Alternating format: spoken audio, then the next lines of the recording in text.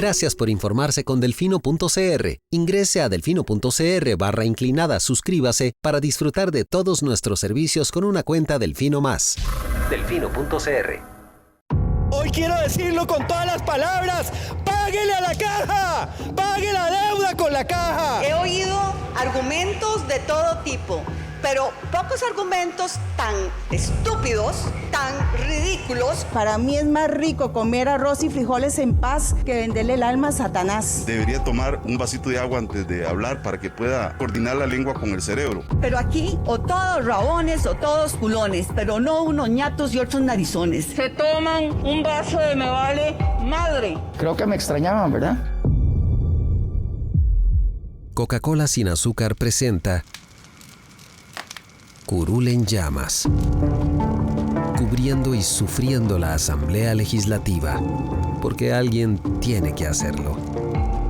Hola queridos suscriptores de Delfino.cr, bienvenidos a un nuevo programa de Curul en llamas, el podcast semanal donde les comentamos los temas más relevantes e irrelevantes de la Asamblea Legislativa. Les saluda Luis Madrigal desde el 14 de abril del 2023, como siempre en compañía de... May, espero que todas y todos estén tan bien como mi querido roommate Edu, que está hoy de cumpleaños y es un fiel oyente del programa, entonces le mandamos un anuncio, le mandamos un saludo. Un saludo de feliz cumpleaños. Un saludo de feliz cumpleaños a Edu. Que no se vuelva costumbre esto. Es costumbre, pero la próxima semana tengo un amigo que cumple años y ya me pidió porque... Bueno, es costumbre. Bueno, claramente queda evidenciado quién es el sociable de este podcast. No es mi culpa que mis amigos me apoyen y escuchen el podcast. Exacto. Empecemos. Los temas para esta semana. Vamos a hablar... Semana lenta, realmente. Empecemos porque entramos de nuevo a martes, ¿verdad? Solo hubo 3 días de sesiones y todos volvimos en modo Semana Santa extendida, porque fueron como 11 días. Esta gente que se fue de vacaciones desde el viernes, como yo, tuvieron 11 días de descanso. Y volvieron claramente. 5 proyectos se presentaron esta semana, puedes creerlo. Usualmente se presentan muchos más. Pero bueno, vamos a hablar del fallo de la Sala Constitucional sobre el proyecto de trabajadores independientes. Ya llegó el voto completo. Al parecer la Sala sí trabajó en Semana Santa. Y vamos a hablar también del directorio de la Asamblea Legislativa para el periodo 2023-2024, que ya se empieza a vislumbrar. Dicho de otra forma, ya Rodrigo Arias anunció que continuará y hay que ver quién le va a hacer frente, si es que alguien le va a hacer frente. Así como la agenda de las próximas semanas que se ha venido complicando en la sesión de jefaturas de fracción. Pero empecemos por el tema de fondo de hoy, que es el fallo de la Sala Constitucional.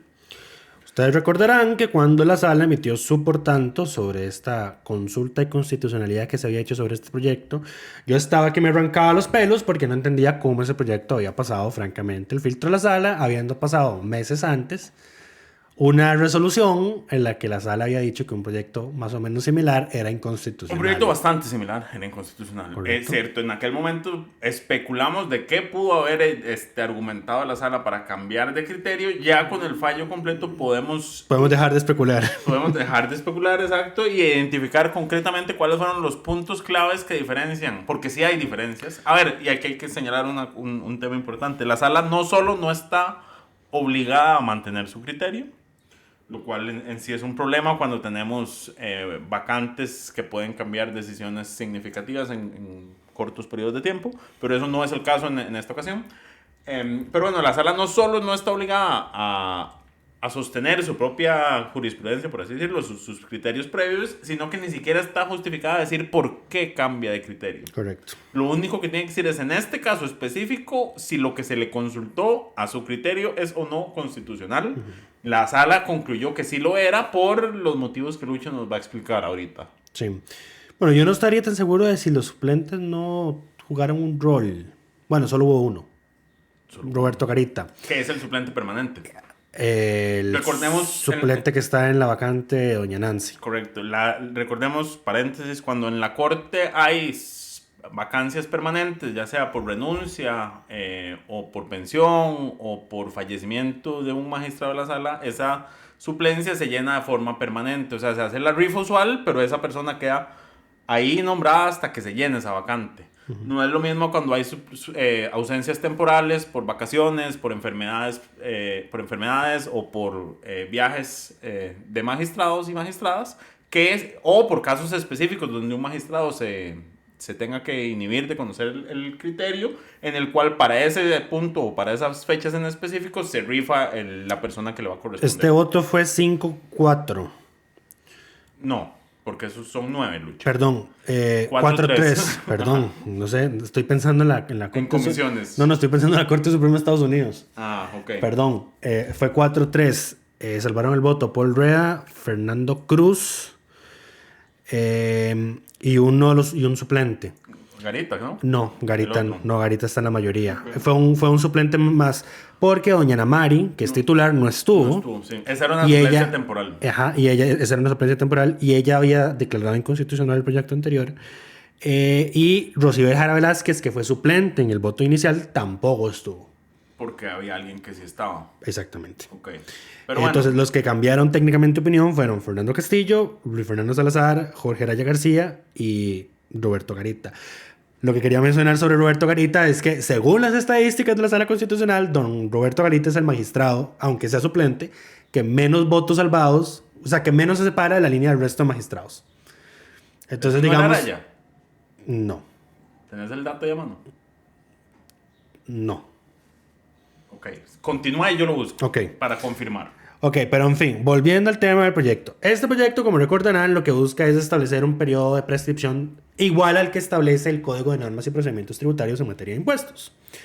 ¿Por qué? Porque hoy la Caja...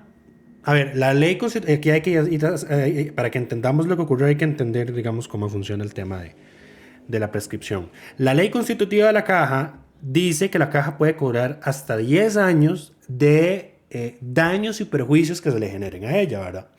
No, la Caja entendió vía reglamento que ese plazo es el equivalente al plazo de prescripción o al plazo que tiene para cobrarle las obligaciones a sus asegurados, a los trabajadores independientes. Eso está judicializado. Hay una acción de inconstitucionalidad bastante conocida del Colegio de Abogados, porque como los abogados son los trabajadores independientes más, digamos, yo creo que en mayor número, pues entonces son los que, digamos, probablemente tienen más deudas con la Caja a nivel de ese aspecto. Entonces ellos metieron una acción de inconstitucionalidad cuestionando que la Caja les haga un cobro retroactivo de 10 años. Este proyecto lo que viene es establecer que la Caja le va a cobrar a los trabajadores independientes por 4 años si están registrados ante la Caja, y si no están registrados, pues entonces, y si no se registran, el plazo va a ser el mismo que establece el Código de Normas y Procedimientos Tributarios cuando usted presenta declaraciones fraudulentas, que es de 10 años. ¿Ok? Dicho eso, entonces viene aquí digamos, la primera justificación de la Sala para decir el proyecto no es inconstitucional. ¿Por qué? Porque dice la Sala que el tema de la prescripción es reserva de ley. Correcto. Entonces, aquí, de nuevo, les mencionaba, la Caja dice que el plazo de prescripción es de 10 años con un reglamento, no con la ley, porque la ley constitutiva de la Caja habla de daños y perjuicios, no de prescripción. Es la Caja la que ha interpretado que no pagarles un daño y perjuicio. Correcto. Que lo es, pero no. Lo es, pero esa no, fue no deja de ser también una prescripción. Esa fue una interpretación muy jalada del pelo por parte de la Caja. Más o menos, pero lo que significa es que no deja de ser algo que la ley pueda regular y reducir. La prescripción es reserva de ley. Exacto. Dice la Sala. Y la Sala, palabras menos, lo que dice es, la Caja no es soberana. La Caja, a ver, en general dice, ninguna institución en este país es soberana, porque eso escapa al diseño constitucional que se creó. Correcto. En el 49. Ninguna institución es soberana. Eso es lo que dicen en esto. Palabras más, palabras menos, correcto. Entonces dice la Sala, aceptar que solo la Caja puede regular su propia prescripción es una excepción inválida a la reserva de ley que existe en materia de prescripción. Correcto. Entonces, el fin de este proyecto de ley, pues es constitucionalmente válido desde ese punto de vista. Ahora, un paréntesis antes, porque creo que entraste de una vez con las justificaciones para el transitorio y no mencionaste el tema del artículo 2, que se formuló mal. El artículo 2, que era el que definía el tema de los plazos de prescripción, 4 y 10 años. Se incluyó en la consulta que firmaron los 10 las Seis dos y del- las 10 congresistas, seis la del bancada del FA Frente Amplio, y Liberación. 4 de Liberación Nacional, que tuvo redacción por parte del bufete Facio y Cañas, si no me equivoco, y que no pudieron hacer la consulta de forma correcta en cuanto al artículo 2, porque dice la sala, y estábamos revisando y tienen razón, es que nada más mencionan el artículo 2, pero no en ningún momento dicen por qué a su criterio el artículo 2 es inconstitucional. El tema de los plazos, eso nunca lo dicen y se enfocan únicamente en el transitorio. Entonces ese artículo 2, la sala de entrada dice... No me voy a evacuar, pronunciar. no me voy a referir a ese tema porque ustedes no me dijeron ninguna razón por la cual eso podría ser inconstitucional. Correcto. Y a eso hay que sumarle el tema, de nuevo, de la acción de inconstitucionalidad del Colegio de Abogados. Porque decíamos, es que con esta consulta la sala va a estar obligada a crearse un criterio que eventualmente va a tener que sostener o emitir en esa acción de inconstitucionalidad que está pendiente. De nuevo, no necesariamente Y resulta- porque lo sí. pueden cambiar en cualquier momento, Sí, pero y iba a entonces- adelantar, dar Sí. alguna luz sobre ese por tema dónde iba, de los correcto. plazos. Y resulta que acontece que por haber formulado mal la consulta, pues entonces la sala, No se pronunció. no se pronunció al respecto. Entonces Correcto. vamos a tener que seguir esperando con la acción de inconstitucionalidad. Pero en todo caso, Ya y la esto sala- lo hablábamos fuera de podcast, Da luces la no, sala. el racional de la sala de decir, a ver, es razonable y proporcional porque ya es una equiparación de tiempos que establece el Código de Normas y Procedimientos Tributarios. O sea, no es una cantidad X al azar, pónganle el calificativo que quieran, de años que se están estableciendo en este proyecto de ley. Entonces está prácticamente copiando una norma legal que ya tiene varios años de existir y que siempre se ha aplicado. No es Y ahora- caprichoso. El y criterio la de sala- 4 años no es Sí, caprichoso. no es caprichoso. Es razonable. Y ahora, bueno, volviendo con el tema de la reserva de ley, ya esto no, digamos, dejaría sin, la caja estaría obligada a corregir ese reglamento que emitió con el tema del cobro retroactivo de 10 años. Ahora, un paréntesis, porque en realidad este proyecto, cuando uno digamos, lo que va a hacer el transitorio es que legaliza el periodo de 10 años. A la Porque postre. dice que los que no se acojan en este plazo de 2 años, creo que era, al periodo 24 meses. de 4 años retroactivo, a partir de esos 2 años se le Son van a 10 cobrar años. 10 años. Correcto. Entonces, el proyecto está legalizando que dentro de 2 años, el plazo que la caja pueda cobrar sea 10 años retroactivo. Correcto. Eso es lo que está haciendo en la práctica. Yo Y- creo que eso no lo tenían claro cuando formularon el proyecto. Porque ahora que la sala está diciendo, como si ustedes son los únicos que pueden definir el plazo, este transitorio lo define y lo define en 10 años. A futuro, Sí, cuando a ver. pasen los dos de plazo, no es transitorio, ¿que esto qué es? ¿Una amnistía, moratoria? ¿Cuál sería Es el término plazo para correcto? acogerse al proyecto. Después de estos 2 años, para acogerse al beneficio de los 4 años retroactivos, el plazo por esta ley quedan 10. Sí, pues y que- se resuelve el vacío de que es la caja la que lo resolvió vía reglamento. Sí, porque es que veamos la situación. ¿Por qué surge este proyecto? Porque, bueno, hay X cantidad, miles de trabajadores independientes que hoy no están asegurados, porque si se van a asegurar, la caja automáticamente, aunque sea un trabajador nuevo que en su vida ha trabajado, la caja automáticamente va a decirle, usted tiene que pagarme 10 años. Correcto. Eso pasa ahorita. Eso es lo que pasa hoy. Entonces, por eso la gente no va a inscribirse. Vamos a abrir un periodo de 2 años en el Ajá. cual todas las personas trabajadoras independientes que han estado ejerciendo labores, ya sea por X cantidad de años, pueden ser 10, pueden ser 20, y que nunca se han regularizado, puedan ir a regularizarse pagando únicamente 4 años. Correcto. Retroactivos. O sea, 4 años de cuotas pendientes. Correcto. Después de esos 2 años, a todos los que no se hayan acogido en este periodo, Y a les los van que presenten declaraciones fraudulentas. les van a caer con 10 por encima y ya va a estar legalizado ese plazo de 10 años. Correcto. Sí, la situación es resolver lo que tenemos ya, bajo la lógica de que entonces ya en adelante no le van a hacer ese cobro de 10 años, sino de 4. Pero la situación es resolver el tema de las personas ya. Y de hecho eso es un elemento que usó la sala para decir por qué también este proyecto no es inconstitucional. Lo hablábamos, creo que era en el podcast, en el último antes de irnos al receso de Semana Santa, del tema del proyecto de ley para poner un representante de los trabajadores independientes en la junta directiva. Y mi posición era, sí, pero es que en aquel entonces, en el 49, usted era patrono o era asalariado. No existía tal cosa como trabajador independiente. Cuando se creó la Constitución no existía tal cosa. Entonces, Y eso es algo nuevo, de que no se previó cuando originalmente la caja se concibió, ¿verdad?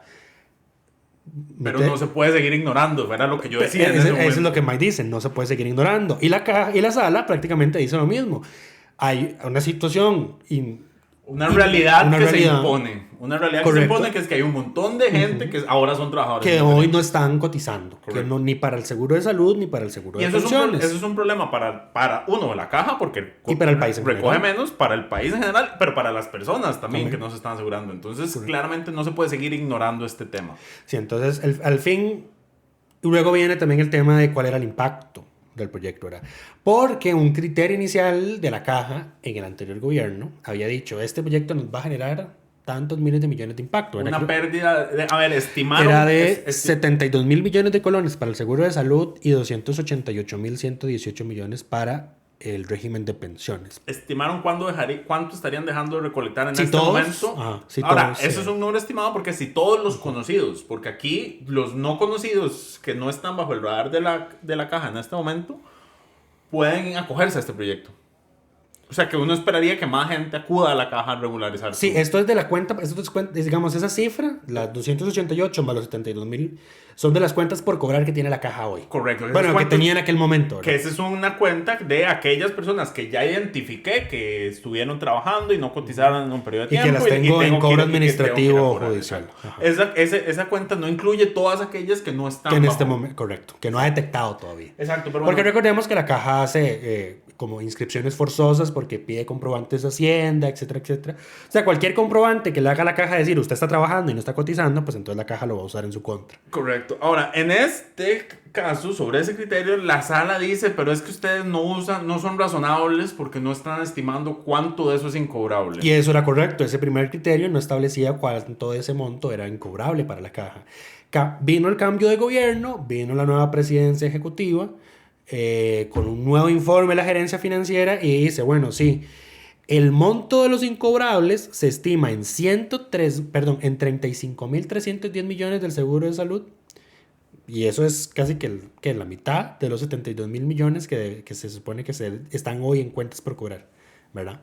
Y en 103.495 millones en el seguro de pensiones de los 288 mil millones que están hoy en cuentas la por mitad cobrar. también. Entonces, sumábamos eso y al final eran 8 mil millones, digamos, lo que al parecer no era incobrable. Entonces la caja concluyó que esos 8 mil millones más o menos tenían un efecto casi neutro desde el punto de vista financiero. Entonces la sala usó ese criterio y dice, bueno, sí, ya aquí con este criterio pues hay una visión más meridianamente clara, si no exacta, Claro, porque el verdadero impacto del proyecto. Entonces, si se ponderan los 8 mil millones de colones versus lo que se espera que la caja va a aumentar en recaudación por la nueva gente que se va a regularizar, por los que se van a inscribir nuevos, que eso tampoco lo había tomado en cuenta la caja en su primer estudio, pues entonces se considera que el proyecto pues, es constitucional desde ese punto de vista. Y además porque entonces la sala lo que hizo fue una ponderación de derechos. Dice, no es, o sea, bajo el supuesto de que fuera inconstitucional ese beneficio, digamos, están los derechos de los artículos 18 y 73 de la Constitución, los derechos de acceso a los servicios de salud, del 11, el 21, el 33, el 50, el 140, el principio de seguridad social del artículo 74, etc. Entonces, la sala lo que hace es ponderar, digamos, el fin último del proyecto de ley, que es atender una situación urgente que tenemos hoy como sociedad y como país. Y dice, pues sí, es la solución que se puso sobre la mesa. El impacto financiero no es francamente relevante. Pero, digamos, y aquí hay que entender algo, por ejemplo, porque lo que dicen los números es, financieramente no hay diferencia a si yo le cobro a todas las personas que tengo conocidas los 10 años, a que todas esas personas me paguen 4 años. Porque si le cobro 10 a todas, la mitad no me va a poder pagar, básicamente. La mitad de ese monto no lo puedo recuperar. En cambio, es lo mismo que todas me paguen solo esos 4 años financieramente, pero entonces estoy asegurando o se está regularizando la situación de todas esas personas que ahorita están en condiciones irregulares o no regularizadas con la caja específicamente. Por eso entonces es que se dice, bueno, no, si no hay un impacto financiero significativo en contra de las finanzas de la caja, no tiene sentido mantener esa imposición de los 10 años. Y ahora, estaba buscando esa nota. Es una nota que hice en marzo.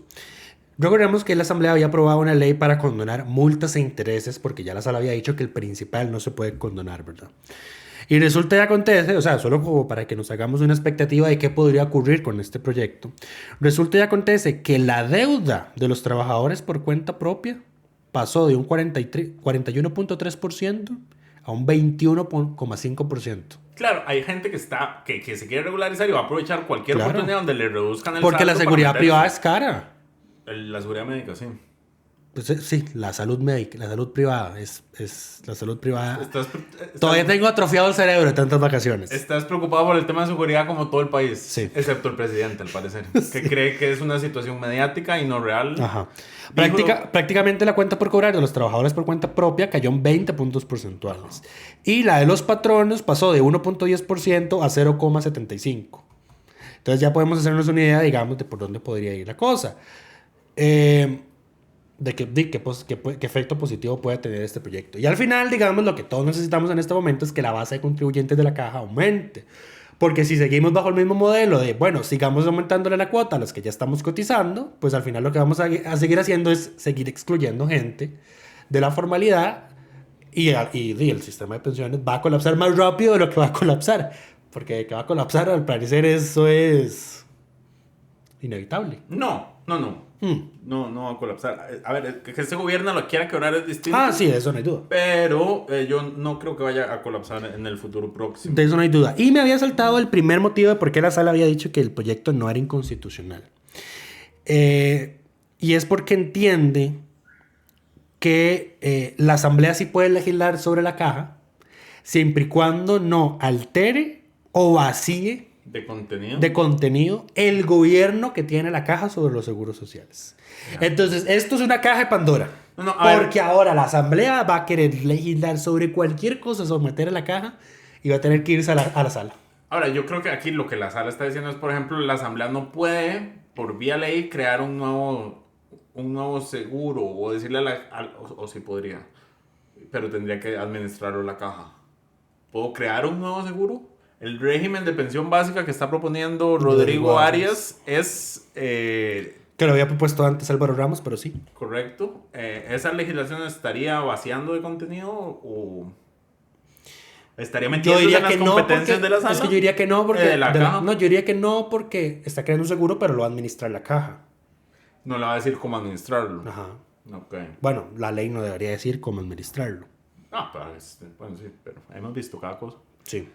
Pero bueno. Entonces dice la Sala que mientras no se vacíe o altere el contenido esencial este es de otro, especialización competencial este es otro exclusivo y excluyente, como con la ley de empleo público, y eso es una caja de Pandora, eso es cierto. Sí. El último era el tema de retroactividad y la Sala lo que dice, no hay problema porque ya ha sido común de que la norma más favorable sea la que se le aplique a la persona. Eso se aplica en el derecho penal, en materia de sanciones, digamos. Exactamente.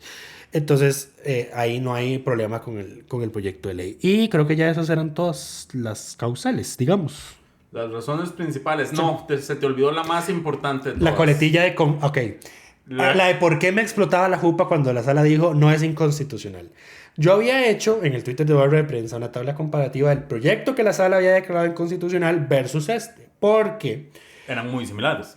Sí, o sea, básicamente lo mismo. Se refería al transitorio de cuánto tiempo va a tener la caja para reglamentar la ley. El transitorio declarado inconstitucional decía que la caja iba a tener 3 meses plazo para reglamentar la ley y hacer los ajustes necesarios a nivel de sistemas. El transitorio de este proyecto dice que le da 6 meses. Dice lo mismo, le da más plazo. Pero viene con la coletilla, la Caja Costarricense de Seguro Social conforme a su autonomía. Exacto. Y esa frase es clave. Y resulta y acontece que esa fue la frase que usó la mayoría de la Sala para decir, es que como dice, conforme a su autonomía no es inconstitucional. Exacto. Porque en todo caso, aunque diga que la caja tiene 6 meses para hacer los cambios, puede ser que no tenga que hacer ningún cambio en su sistema. Exacto. Así que por eso no es inconstitucional. Conforme a su autonomía ella decidirá qué hacen. Exacto. Esto es como cuando la ley de el plan fiscal y la de empleo público decían, los jerarcas de las instituciones tienen que denunciar las convenciones colectivas. Y la Sala dijo, Sí, pero no es una obligación. Ahora, nota para la Asamblea Legislativa. Cada vez que hagan una ley de estas que involucre instituciones con autonomía, métanle en la coletilla conforme a su autonomía y la ley pasará. Ahora, ¿eso qué implica? Es, de nuevo, ley de empleo público. Ahí están todas declarándose exclusivas y excluyentes. Correcto. Pero bueno, ahora sí, antes de pasar al próximo tema, el comentario sobre los votos disidentes que dijiste, que era el magistrado suplente. Lo equivoqué. Es Jorge Araya. Jorge Araya. Porque cuando Y él no estuvo. Cuando el Poder Judicial da las estadísticas, Sí. No incluye a los suplentes, porque claramente Ok. no son permanentes, digamos. Entonces no estaba incluido don Roberto Garita. El más acomodado, como le llamamos, es don Jorge Araya García, que solo tuvo 35 votos disidentes de la mayoría. Comentario para alguien, si nos escucha alguien del Poder Judicial, para futuras ocasiones, estas estadísticas deberían ser disidentes de cuántos que votaron, porque cada magistrado vota una cierta cantidad distinta, no es uniforme, porque unos se enferman, se van, se retiran, se tienen que retirar de casos específicos. Este número sí, yo no sé si son comparables, porque si don Jorge Araya estuvo enfermo todo el año y votó 100 casos, y de esos 100 se abstuvo en 35, y los otros votaron en los 30,000 fallos tiene la sala en un año, y en esos 30,000 decidieron en 1,010, no es proporcional. Claro. Este dato así crudo no me deja ver la realidad de la disidencia. Voy a pasarle el recado a Denise. A quien corresponda. Pero sí, tenés toda la razón. Bueno, y mis disculpas entonces a don Roberto Garita, él no es el acomodado. Tuve que salir en defensa del pobre señor que no conozco. No, él no es el acomodado. Bueno, al menos no tengo el número para decir que es un acomodado. Por ahora. Eso es distinto. Por ahora. Exacto. Pero bueno, pasemos al siguiente tema. Estamos en abril, lo cual significa que Ya empezaron las negociaciones. dinámicas del 1 de mayo ya... Están a flor de piel.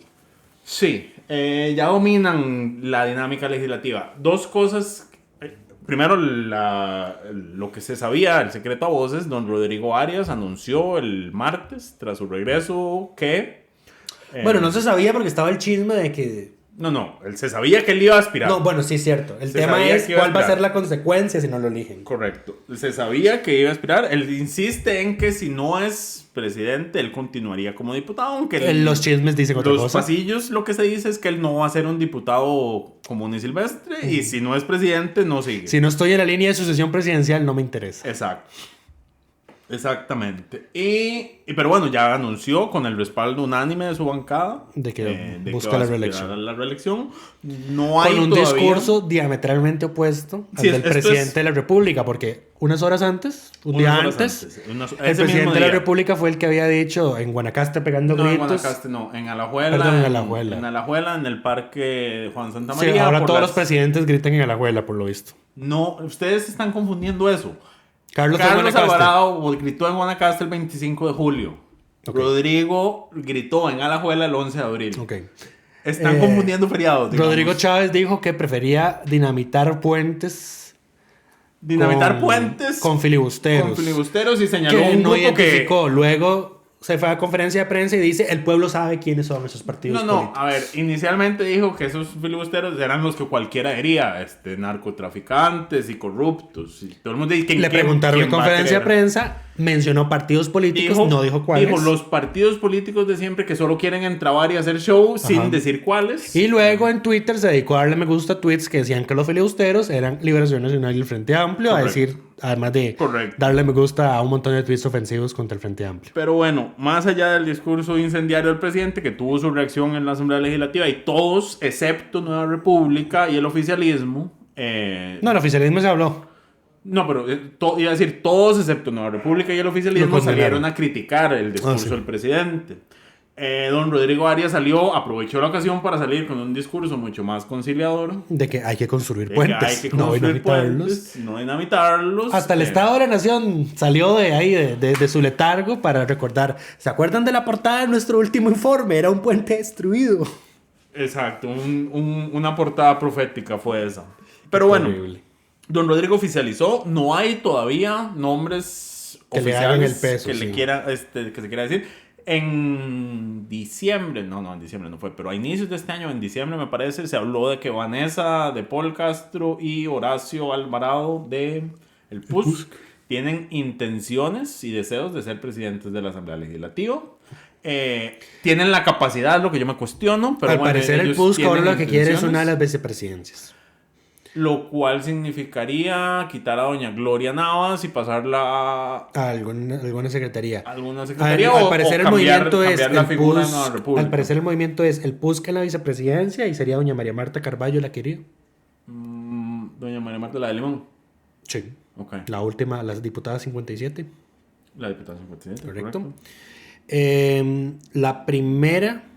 La pregunta es qué va a pasar con el oficialismo, porque el presidente pidiendo no hacer puentes, van a dejar a Luz Mari como diputada disidente en el directorio nada más para sacarle el dedo al oficialismo.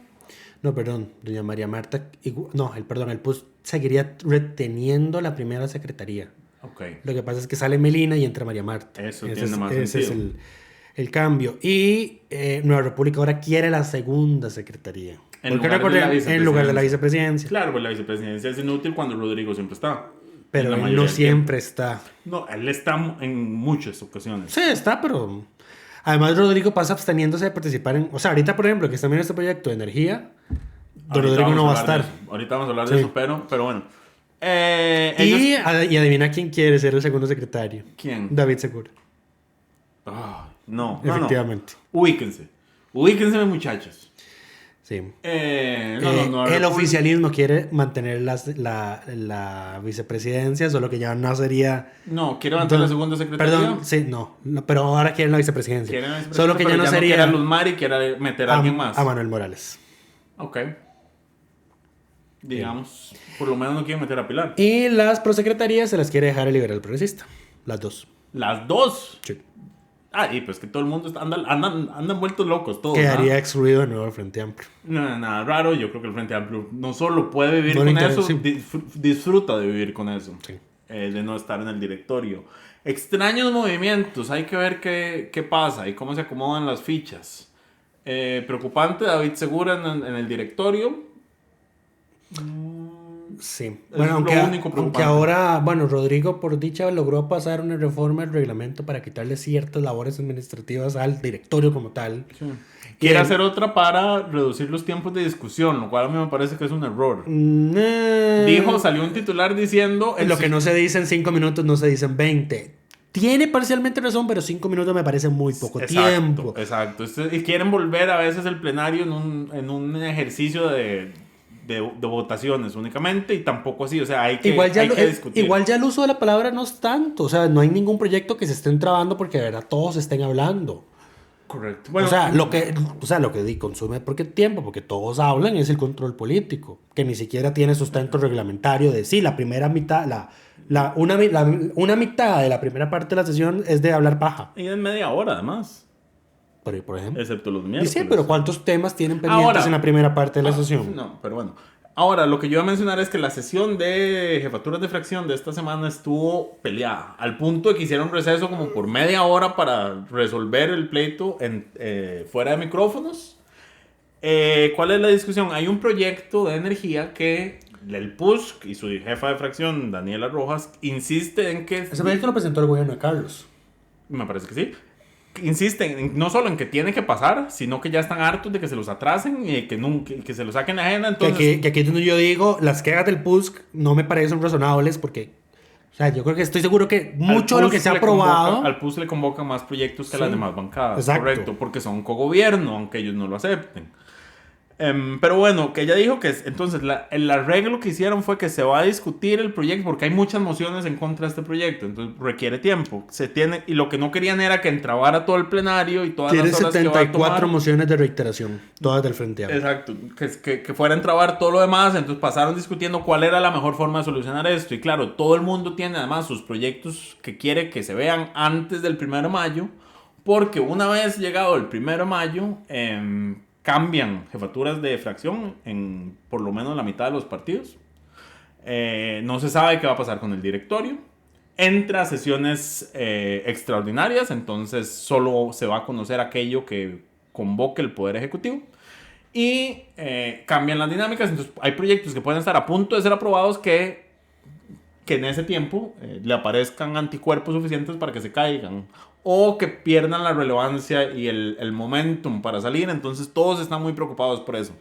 Parte de los problemas de la reforma cuando cambiamos los periodos de sesiones. Que se cierren ordinarias genera este problema de dinámicas, y el PUS incluso se sentó y dijo, si no me le aseguran el tiempo de mi proyecto, no les voto ninguna moción de posposición. Y ahora, a mí algo que me explota la cabeza. Y el FA dice, no vamos a aprobar ninguna moción de posposición que solo tenga este proyecto. Correcto. Entonces ahí estuvo la discusión, y los otros también decían, sí, pero es que, y este proyecto, y este otro, y el mío, y el suyo, y el de tal. A mí me explota la cabeza que no se les ocurre como... Agarren una semana, cancelen comisiones, sesionen mañana, tarde y noche y discutan todo lo que tengan que discutir. A ver, al final sí encontraron una forma inteligente de solucionar el problema. El problema era el siguiente. Yo no diría que es una forma inteligente. No, sí, era la forma inteligente. Porque es un problema de orden de la agenda. Sí, los proyectos se ponen en el orden de la agenda según en el orden en el que llegan sus dictámenes al plenario, ¿verdad? Correcto. Entonces, este proyecto es reciente, entonces... Está entre los últimos, está en el puesto 70 y algo, si no mal recordaba. Entonces, hay un tema que es que cuando meten las mociones de posposición, entonces todos los proyectos que están por encima de ese, en la moción de posposición, tienen que ponerse en ese orden. Una cosa es una moción de posposición y una cosa es una moción de alteración del orden. Son diferentes. La moción de posposición es para una sola sesión, la moción de alteración es para desde el momento en el que se adopta en adelante. Entonces, ¿qué es lo que se quejaba Daniela? Que tenía razón, que por estar poniendo proyectos por encima de ese, en la moción de posposición, el Frente Amplio, y lo voy a decir con nombres y apellidos, hablaba para todos los proyectos, y entonces llegaban a las 6 de la tarde y no se veía el proyecto de energía. Y tiene razón. Entonces, ¿cuál fue la solución que propuso el asesor de ella, Henry algo? Creo que es el secretario general del PUS. Bueno, tenía un puesto en el directorio del PUS. Una moción de posposición, porque entonces el proyecto ya no está en el lugar 70, sino que está en el lugar... Perdón, sí, una moción de alteración. Porque ya entonces el proyecto no está en el lugar 70 y pico, sino en el primer lugar del primeros debates. Y entonces, ahora sí, ponen ese proyecto en las mociones de posposición de primero, más todo lo que los demás quieren de segundo, y lo que hacen es limitar el tiempo de discusión del proyecto de energía a 1 hora al día. Máximo 1 hora al día. Correcto. Y entonces, ¿qué fue lo que pasó ayer? Porque ayer aprobaron esa moción. Pidieron un receso. ¿Sí? Ahora. Pidieron un receso. Entonces, ¿qué fue lo que dijo Rodrigo? ¿O fue Gloria? Fue alguno de los dos. Dijo, no, la hora de discusión va a ser efectiva. Muy bien. Entonces, cada vez que rompan el quórum, cada vez que me pidan receso, el plazo de 1 hora se va a suspender. Es muy inteligente. Porque entonces así no se van a poder ver los otros proyectos. Y entonces el FA, que es el que tenía bloqueado el tema... No, el receso al final sí se hizo. O sea, ayer la sesión terminó más que pasada a las 6. Pero entonces lo que pasó fue eso. Al final, antes Rodrigo Arias se va a abstener de participar en la discusión y votación de este proyecto porque está vinculado al sector energético. El vende energía también. Lo mismo que con el sector de caña. Entonces dejó a doña Gloria Navas presidiendo. Pero no sin antes emitir una resolución en la que acumuló 2 mociones del FA, las 70 y las 7, porque decían son iguales o razonablemente equivalentes. El resto de todas las demás iba a haber que discutirlas y votarlas individualmente. Pero sí, ese es el tema. O sea, por cada moción tienen 5 minutos para hablar, son 360 y pico de minutos, que son el equivalente a 6 horas continuas. Pero a ese tiempo hay que sumarle el tiempo que se gasta en las votaciones, entonces... Sí, es bastante... Ahora, lo que yo digo pero es ya que... lo arreglaron. Es que ese arreglo a mí no me parece un arreglo a medias, porque... Y es que además ya el FA no está usando todo el tiempo. Mi problema con esto es que a ellos nada los ata ni los obliga a sesionar solo 4 días a la semana, 3 horas al día. Sí, yo eso no o sea, ellos podrían perfectamente decir como, ok, hay que discutir las cosas, discutámoslas, cancelemos todas las comisiones esta semana y sesionamos mañana, pues tarde y noche, si nos diera la gana. El tema es el FA que decía, yo no le voy a dar los votos para una moción de eso. Pero ¿por qué no? Si ellos lo que quieren es el espacio para discutir, ¿por qué se iban a oponer a que les den el espacio para discutir? Y pregúntaselo a Jonathan no lo quiere.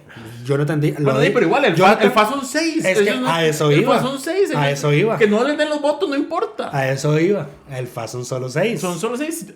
Hagan lo mismo que hicieron con la moción de alteración del orden, que sí lo lograron aprobar con el voto negativo. Claro, ¿cuál es el problema? El problema es que saben que no llegan sus gentes. Y ahí está lo que pasó. Y los del frente siempre están. Y ahí está lo que pasó ayer. Ayer empezaron a ver el proyecto, empezaron a ver las mociones, empiezan a irse ciertos diputados y el FA logra una mayoría para entrar a ver una de sus mociones. Y entonces se abre. Bueno, ya antes de eso, ya empezaron a ver de que el FA iba a lograr los votos para esa moción. El PUSC mete una moción para levantar la sesión antes de la hora reglamentaria. Entonces se levanta Sofía, pero ¿y ahí? No era que querían una hora al día de discutir este proyecto. Tienen razón. Tiene absoluta razón. Al final solo el PUSC votó a favor de la moción, me parece. Y no se aprobó. Tuvieron que quedarse ahí la hora. Entonces, de hecho, quedaron en la discusión por el fondo de esa moción. Que la moción, no me parece irrazonable, lo que dice es que la empresa privada que quiere ir a vender su energía al mercado eléctrico regional, pues tiene que cargar con los costos que eso implica. Pero sí, pero lo que quiere, sí, pero es que lo que quieren los diputados, al parecer, sí, y algunos de Liberación y el Liberal Progresista, es que el ICE tenga que prestarse como con el servicio de telecomunicaciones. Que el ICE tenga que pagar las antenas, toda esa cosa, y las otras nada más se guinden y lucren a partir de eso. Es que hay gente que no tiene descaro, Entonces ahí está. En eso están. Ahora, pero ¿por qué es que no lo hacen? Porque saben que su gente no llega. Pues son un montón de vagos irresponsables que no les gusta estar en el plenario. Sí, a mí eso de que, o sea, es que ustedes, o sea, así como son mayoría. Así como ningunean al FA en el directorio, pueden ningunearlo en todo. Exacto. El tema es que ustedes son demasiado vagabundos. Ustedes son demasiado vagabundos y no llegan, y no les gusta estar en el plenario y llegan nada más para pasar lista, que les paguen la dietica y se van. Así es. Pero bueno. Eso es lo que acontece con el proyecto. Bueno, va a estar discutiéndose 1 hora en cada sesión de plenario. Veremos cuándo. Van a tardar unas 2 semanas en sacarlo. Y se les va a ir el periodo de sesiones ordinarias sacando Sí, eso. pero ya de todas formas ya quedó ahí de primero. Entonces, hasta que se salga no va Correcto. a salir. Ahora, el otro tema que se discutió en jefatura de fracción fue el proyecto del Poder Judicial que anda circulando información falsa. Que no sabemos qué información falsa era. Yo tengo copia. ¿Qué era? En distintas... X, porque al más parecer viene sin firma. salió, pero dice que Pero claramente es Carolina la que está detrás de eso. Dice que venía una firma falsificada. Ven una firma en un criterio falsificado de una Patricia magistrada. Solano. Ajá. No, de Sandra Zúñiga. ¿Y qué es el criterio? O sea, es el proyecto que impulsa el Poder Judicial para resolver el tema de esto ya lo hablamos y yo dije, sí lo resuelve, pero porque lo que hace es... tirar el churuco al propio. Es un golazo, es un golazo y es lo que en fútbol americano se conoce como un Hail Mary, un último intento de que las cosas salgan bien. Okay. Un Ave María. Porque, y esto lo mencionamos hace algunas semanas, lo que hace es no reconoce la derogatoria, pero reinstaura el proceso de solicitud de ordinario que existía antes, metiéndolo en la ley que se reformó. Okay. Que si no ha entrado en vigencia, o sea, la discusión es si está o no vigente esa ley, ¿verdad? Si ha entrado en vigencia esa ley, entonces el procedimiento existe. Si no ha entrado en vigencia. Si ya entró en vigencia, este nuevo lo reinstaura. Lo repite. Sí, lo vuelve a meter porque dice que el procedimiento de crimen organizado se podrá pedir por la vía especializada o por la vía ordinaria. Okay. Mientras se cumpla con los requisitos de esta ley. Y será después interpretar qué pasó en este interín. Pero no hace lo que hacía el proyecto de Carolina, que es reconocer que se derogó y reinstaurarlo como tal. ¿Sí? ¿Y qué es el criterio falso? Lo que dice es muy largo. Pero lo que dice es... como dándole la razón a Carolina. Exacto. Eso es lo que hace. Exactamente. Bueno, y el Poder Judicial dijo que la magistrada presentó una denuncia contra Ignorado por eso, por falsificación de documentos. Habrá que ver quién fue. Imposible, eso es imposible prácticamente averiguar. Yo digo que se le puede dar a ver, no creo que sean tan brillantes de que ya le hayan borrado. ¿Revisaste si tenía metadatos? No he revisado nada de los metadatos, digamos. Pero bueno, eso es todo por esta semana. Dice Lucho que semanas cortas no hay congresista a la semana, a menos de que pase algo extraordinario. Esta semana no pasó. Entonces no tenemos por esta semana. Esperamos que todas y todos estén muy bien y nos escuchamos la próxima semana. Coca-Cola sin azúcar presentó Curul en llamas, cubriendo y sufriendo la Asamblea Legislativa, porque alguien tiene que hacerlo.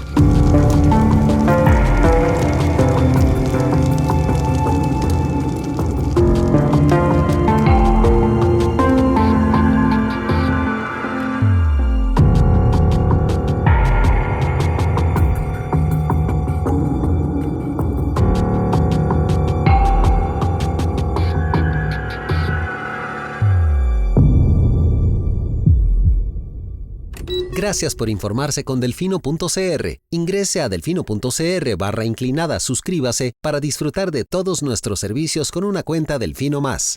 Delfino.cr